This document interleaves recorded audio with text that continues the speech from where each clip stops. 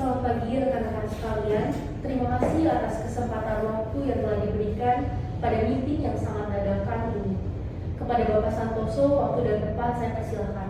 Oke, selamat pagi rekan-rekan semuanya. Sebelumnya terima kasih sudah menyempatkan diri untuk datang ke rapat kali ini.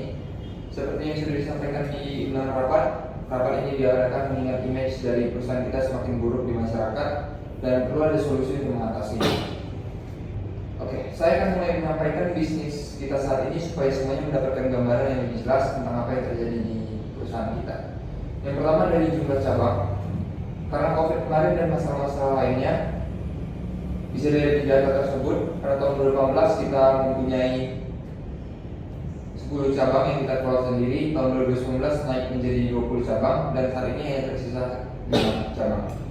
Untuk cabang franchise sendiri, kita mempunyai cabang 25 cabang pada tahun 2019 naik menjadi 35 cabang, dan saat ini tersisa 15.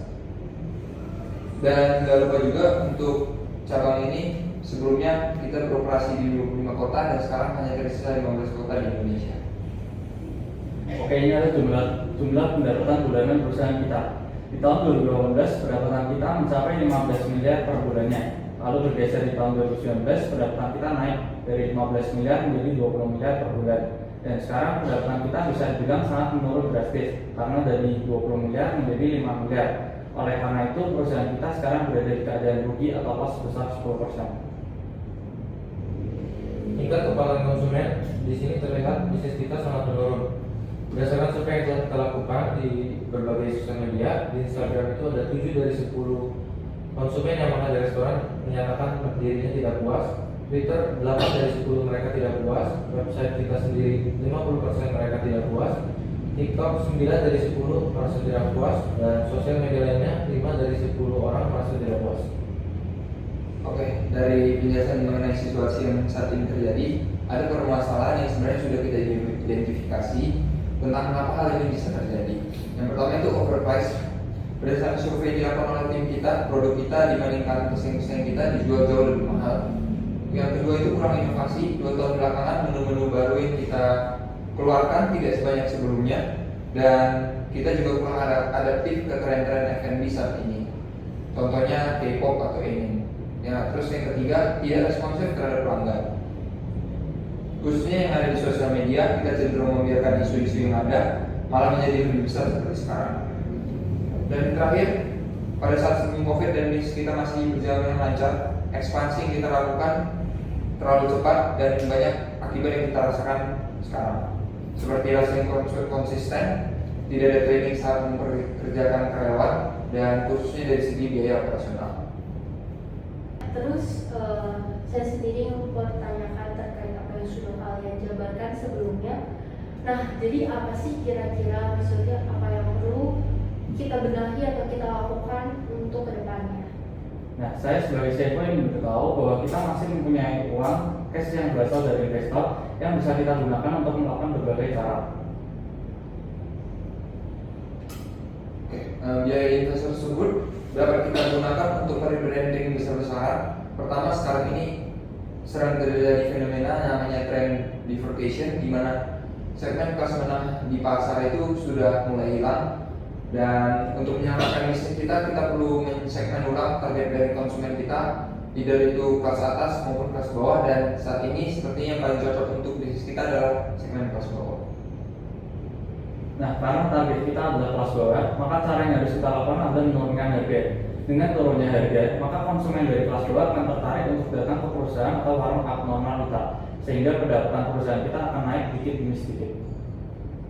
Bisa dilihat juga dari segi operating, kita masih banyak kurang di bidang pengembangan menu baru atau inovasi menu baru yang akan menarik pelanggan. Saya memiliki salah satu ide atau inovasi yang menurut saya cocok untuk kita. Dilihat dari data pertumbuhan peminat K-pop dan anime di Indonesia yang sangat besar, yang menunjukkan angka sekitar 65% Gen Z perempuan saat ini adalah penggemar K-pop, dan begitu juga 70% Gen Z pria itu mengenal anime. Jadi menurut saya kita perlu mengeluarkan inovasi menu atau produk baru yang mengarah kedua kelompok tersebut dengan bahan dasar berupa mie, yaitu ramen maupun noodle.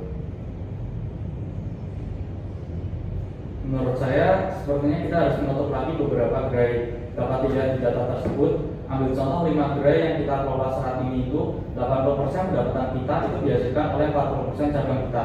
Oleh karena itu, lebih baik kita fokus ke 40% ini saja dan memutus beberapa kontrak franchise.